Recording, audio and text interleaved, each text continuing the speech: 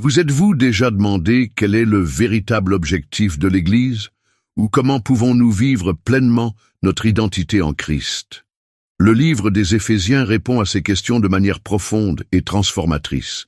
Écrite par l'apôtre Paul lors de son premier emprisonnement à Rome, entre les années 60 et 62 après J.C., cette lettre était initialement adressée à l'église d'Éphèse, une ville extrêmement influente dans le monde antique. Cependant, il est prouvé que l'épître était largement partagée entre les différentes congrégations de la région. Éphèse était l'une des villes les plus importantes de l'Empire romain au 1er siècle, située dans l'actuelle Turquie. En plus d'être un centre commercial florissant, c'était aussi un centre religieux abritant le célèbre temple de Diane ou Artémis, l'une des 7 merveilles du monde antique. Avant de plonger dans le message du livre des Éphésiens, il est essentiel de comprendre un peu plus l'homme que Dieu a choisi pour l'écrire, l'apôtre Paul.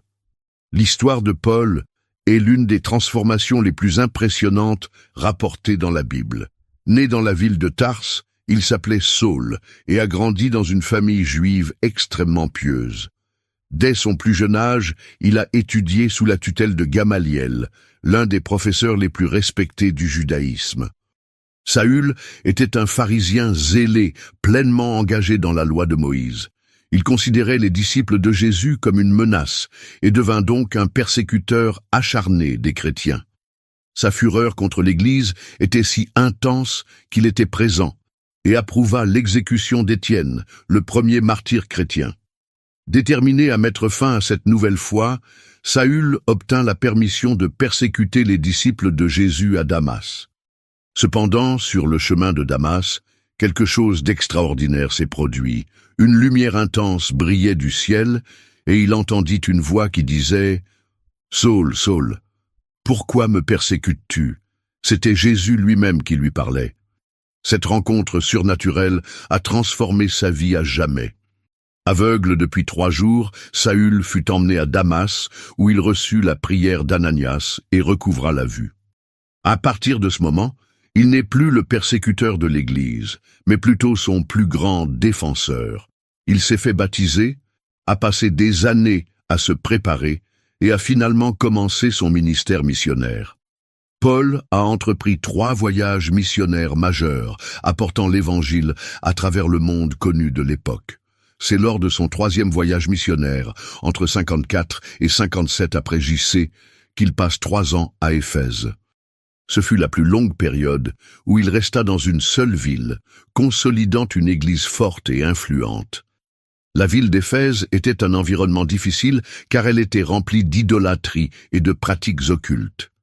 Pourtant, Paul a été témoin de miracles extraordinaires et a vu de nombreuses personnes se convertir, tout en faisant face à une grande opposition.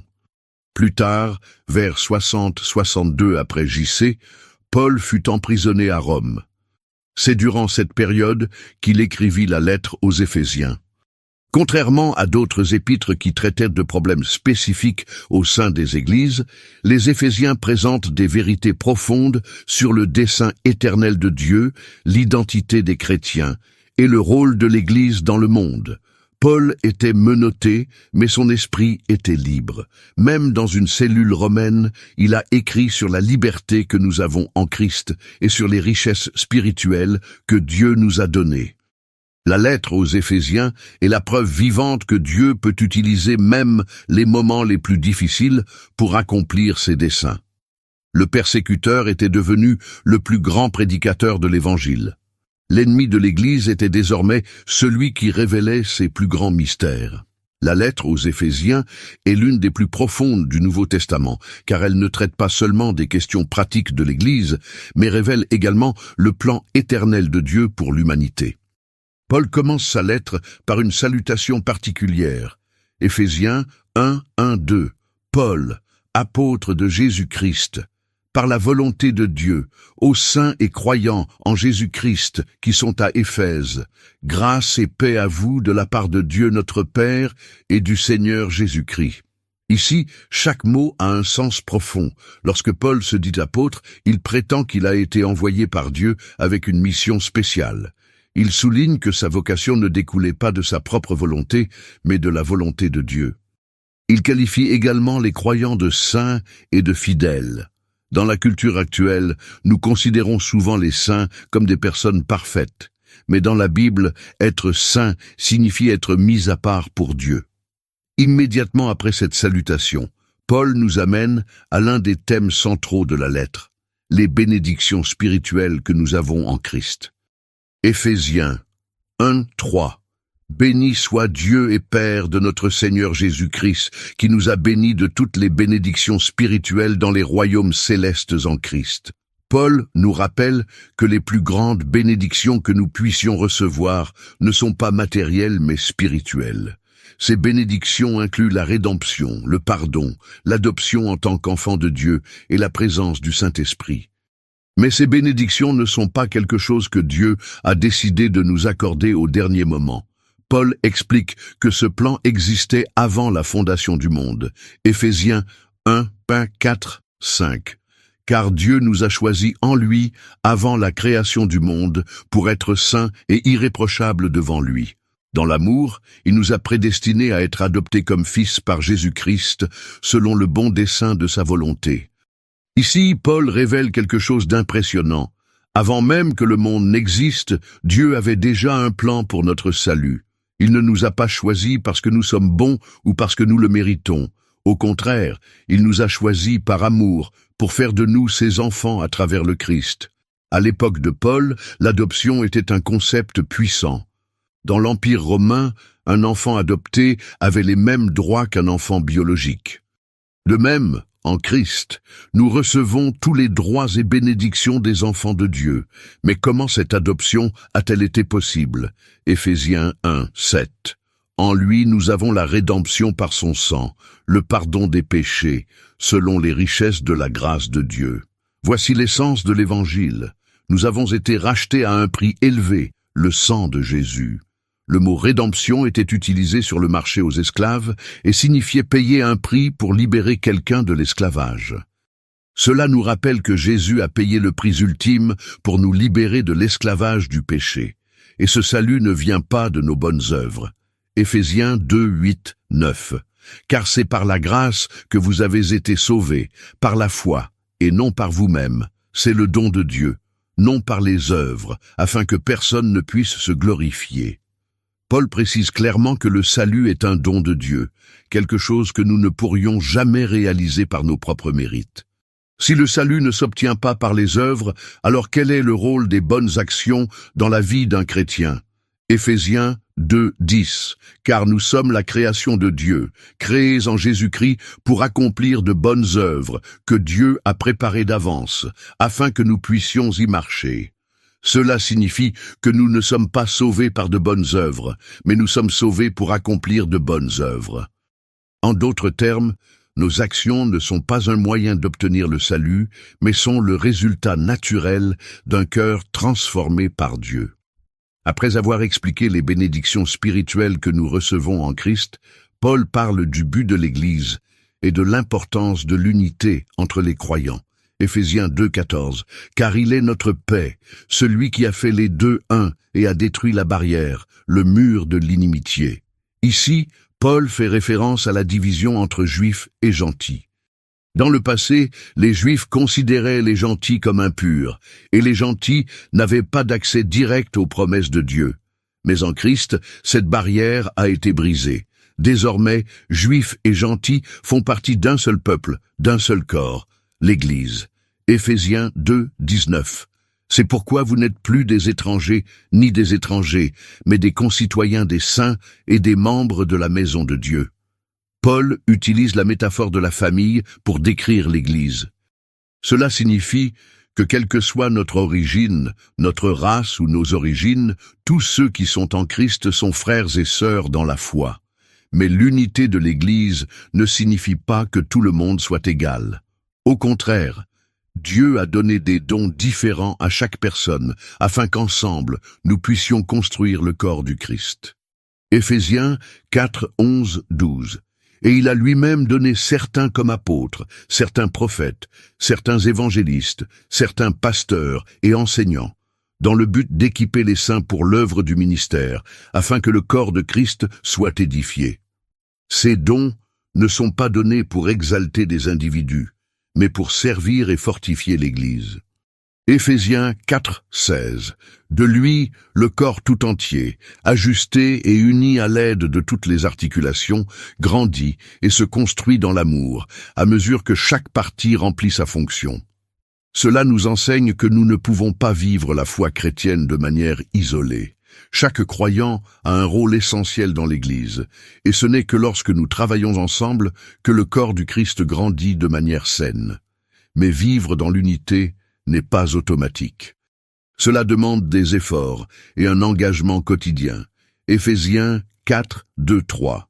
Soyez complètement humbles et dociles, et soyez patients, supportant les uns les autres avec amour. Faites tous vos efforts pour maintenir l'unité de l'esprit par le lien de la paix. Ici, Paul nous enseigne que l'unité de l'Église dépend d'attitudes telles que l'humilité, la patience et l'amour. Cela signifie qu'au lieu de nous concentrer sur les différences, nous devons nous rappeler que nous sommes tous appelés à un seul objectif, glorifier Dieu. Après avoir parlé de l'unité de l'Église, Paul commence à décrire comment un chrétien devrait vivre au jour le jour. Éphésiens 5, 8, « Car vous étiez autrefois ténèbres, mais maintenant vous êtes lumière dans le Seigneur. Vivez comme des enfants de lumière. » Ce passage nous rappelle qu'avant de connaître Christ, nous étions perdus dans les ténèbres du péché. Mais maintenant, en tant qu'enfants de Dieu, nous sommes appelés à refléter la lumière du Christ dans tous les domaines de notre vie.